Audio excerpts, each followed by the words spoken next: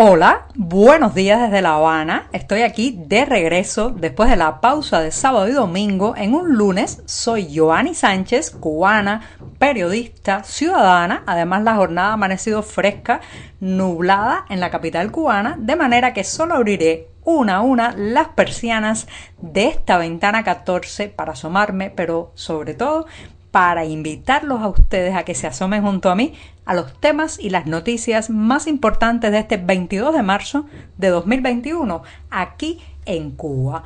Hoy voy a empezar hablando de jóvenes, adolescentes, niños y pandemia en Cuba. Pero antes de decirles los titulares, voy a pasar, como es tradición en este programa, que espero hayan extrañado durante el fin de semana, a servirme el cafecito informativo que está recién salido de la cafetera, muy caliente.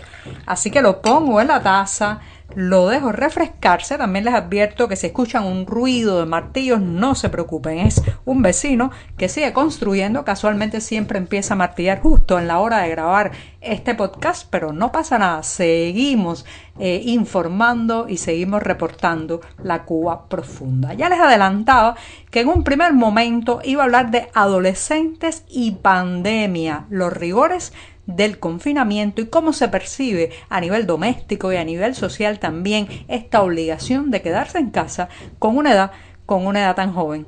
Después, no se está vacunando en Cuba, todavía es un ensayo clínico. Cuidado que hay mucha confusión, mucha gente creyéndose que ya está inmunizada, y lo cierto es que la cuestión va más lentamente de lo que nos gustaría o desearíamos. En un tercer momento, miembros de la Unión Patriótica de Cuba han iniciado una huelga de hambre para denunciar la represión de la que está siendo víctima el movimiento. Y por último, recomendarles una película para disfrutar y reflexionar, con el título de La Revolución Silenciosa. Narra un momento muy peculiar de la historia de Alemania, sí, la Alemania comunista.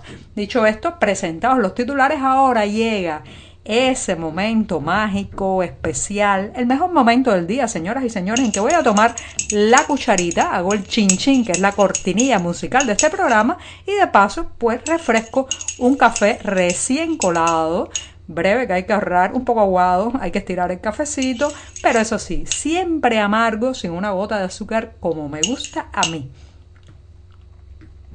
Después de este primer buchito, los lunes hay que tomar un poco más de café porque empieza la semana editorial bien ajetreada en las páginas del diario digital 14ymedio.com, y justamente iba a invitarlos a que pasen por nuestro sitio digital para ampliar muchos de estos temas y la mayoría de estas noticias. Y con esto me voy a la primera cuestión del día, que, como les decía, tiene que ver con adolescentes, niños cubanos y coronavirus. Ya saben que hemos vivido un año muy difícil a nivel internacional, pero que también pues ha tenido muchas afectaciones en cuanto a las dinámicas domésticas. En Cuba están suspendidas también las clases en la mayoría de las escuelas, y los adolescentes y los niños están obligados a una inmovilidad, a un confinamiento que complica mucho la vida familiar. Recuerden también que vivimos en un país con un gran problema de hacinamiento en la mayoría de las viviendas, con un déficit habitacional que obliga a la convivencia en pequeños espacios de familias muy numerosas, y lamentablemente los adolescentes están pagando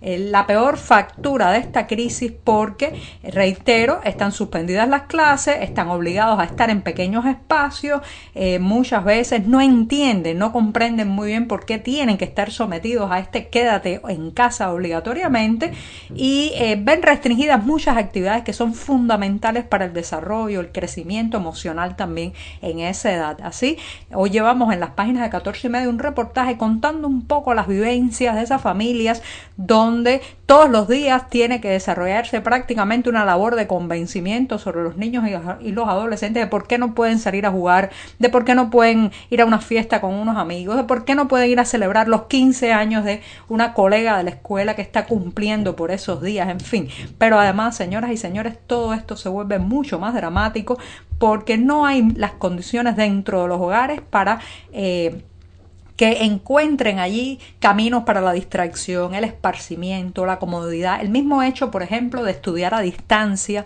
se complica mucho por los excesivos precios de la conectividad a internet, por las dificultades que tienen también muchas familias de contar con un dispositivo electrónico de aprendizaje, y también hay algo que golpea muchísimo a todas las familias consultadas en el, reitero, el reportaje que llevamos hoy en 14 y medio, que es el tema de la alimentación. Imagínense que a esas edades, estamos hablando, los niños y los adolescentes son verdaderos devoradores de todo cuanto se les ponga delante, pero estamos en un país donde conseguir un trozo de pan ya es un problema.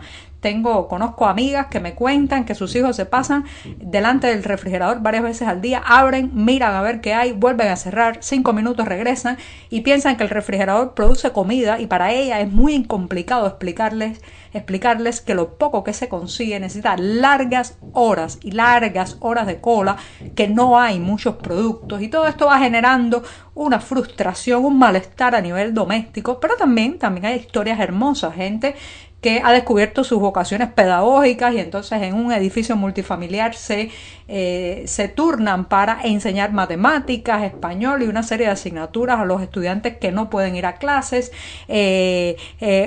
adolescentes que enseñan a su vez a los más pequeños algunas asignaturas, en fin, florece todo lo bueno, pero también todo lo malo en estas situaciones de emergencias, y lamentablemente el costo emocional, el costo físico también de no poder salir a ejercitarse. Recuerden que están poniendo muchas penalizaciones y multas también a los padres que estén con niños en las calles. Bueno, pues ese costo de la inmovilidad, del sedentarismo, de no poder gastar esas energías en deporte o en contacto con otros amigos, está pasando factura también a lo que podemos llamar la salud emocional, la salud psicológica de este grupo de edad. Así que es un año muy difícil para ser adolescente en Cuba. Se están dejando de vivir muchas cosas: el primer beso de amor, la primera salida nocturna, la primera acampada con unos amigos en algún lugar.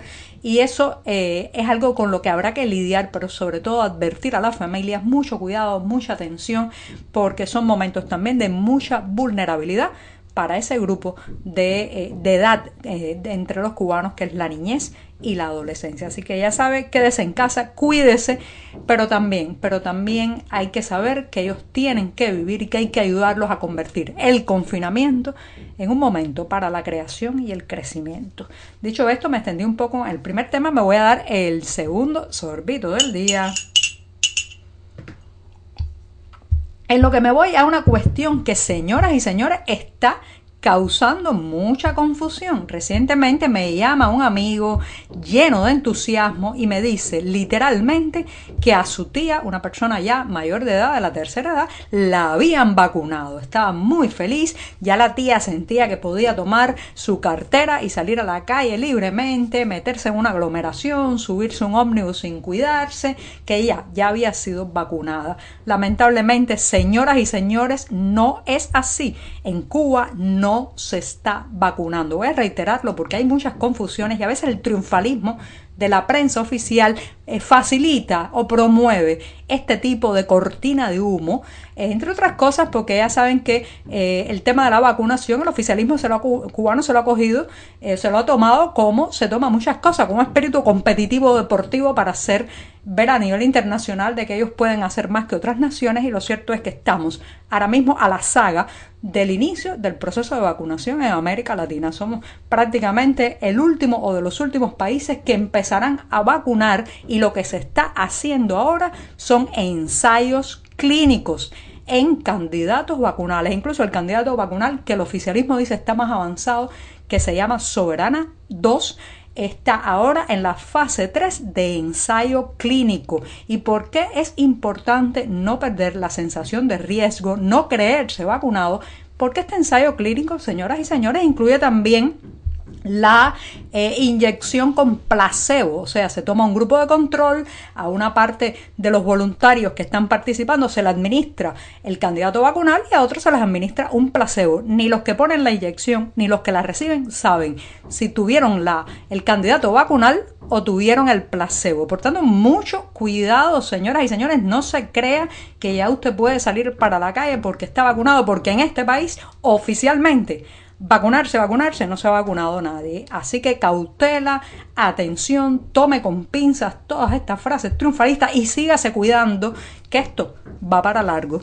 Bueno, me voy al tercer tema, deme un segundo, para pasar a la noticia de la Unión Patriótica de Cuba. Ya saben que en las últimas semanas ha habido un recrudecimiento de la represión en todos los niveles. Represión contra artistas, contra activistas, contra periodistas independientes y contra grupos opositores. Entre ellos está muy centrada la represión en la Unión Patriótica de Cuba, el principal grupo opositor nacional, y al menos 30 personas que son miembros de la UNPACU, entre ellos su líder, el exprisionero político José Daniel Ferrer, se encuentran en huelga de hambre para protestar justamente por el incremento de la represión. Hemos hablado varias veces en este programa de la herramienta de la huelga de hambre como herramienta de presión política y de presión social. Hay muchas críticas en torno al uso de esto. Hay personas que cuestionan que al final los activistas pueden salir muy dañados físicamente, su salud, y sin embargo el régimen puede desoír estos reclamos cuando se hacen sobre el propio cuerpo. Pero señoras y señores, lo cierto es que han cortado todas las otras vías de reclamo, todas las otras vías en que un ciudadano puede influir en las autoridades, reclamar y demandar, con un parlamento que es en realidad un coro amaestrado y que levanta la mano por unanimidad a todo aquello que le pide el poder, bueno, y con toda una serie de mecanismos de reclamo social cortados o rodeados por el miedo, por la represión.